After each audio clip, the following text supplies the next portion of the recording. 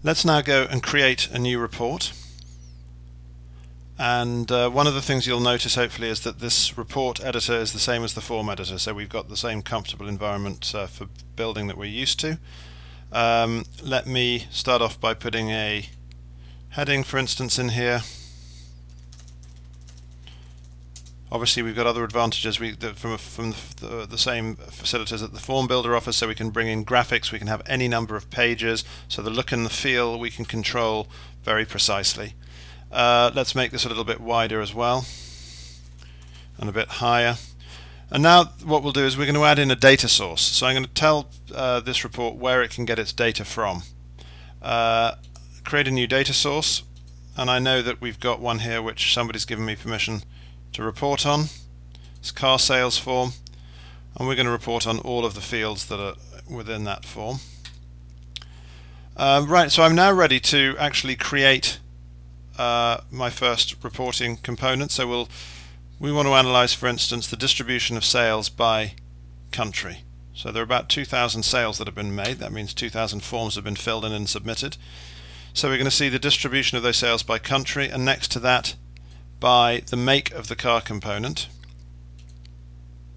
And then I'd like to see what the average sale price is across all 2,000 sales. So let's drag that in, move that across a bit. And as we said, the average sale price, so I'm going to select this to average and select the sale price field from here, and then I'm going to add in a title for that. Now underneath that I'd like to see a data list or a data grid. So we've got two table type reporting components. The data grid allows me to show aggregated data, so I could show total sales in dollars, total unit sales, average sales price by region, by dealer, for instance, all fully aggregated. The data list, though, lets me display my data line by line corresponding to one form instance or one sale made. Let's make that a bit taller too. And I'm going to add in 4 fields, 1, 2, 3, 4. And in the first column I want to show the country. The second column I'll show the make of the car component. The third column, let's give ourselves a bit more space here. The third column I will show the name of the dealer that sold the car, and then in the final column a button that actually allows me to open up the form instance. There we are. Maybe I want to export the data from that grid, so I'll check the export button. And then the final thing I'll do is to be able to filter based on the name of the dealer that made the sale. So I'm going to use what's called a filter selector object here, specify dealer name. I suspect that the maximum value from the average might go above 100, so I'm going to increase that to, let's say, 300. And now let's run the report, see how it looks.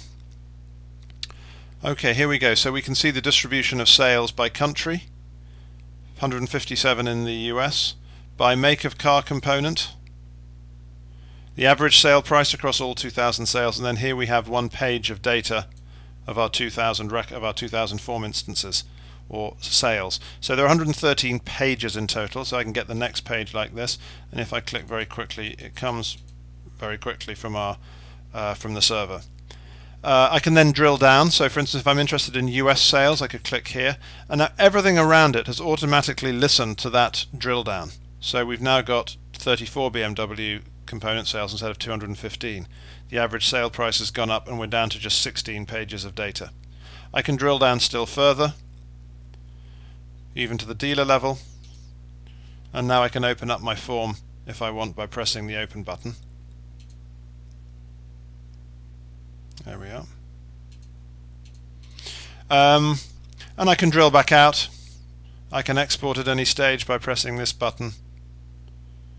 So obviously this is a very, very simple report, but we've also seen, if you look at video 2, how complex applications can be brought together by a multi-page report. So I suggest that you look at the second video.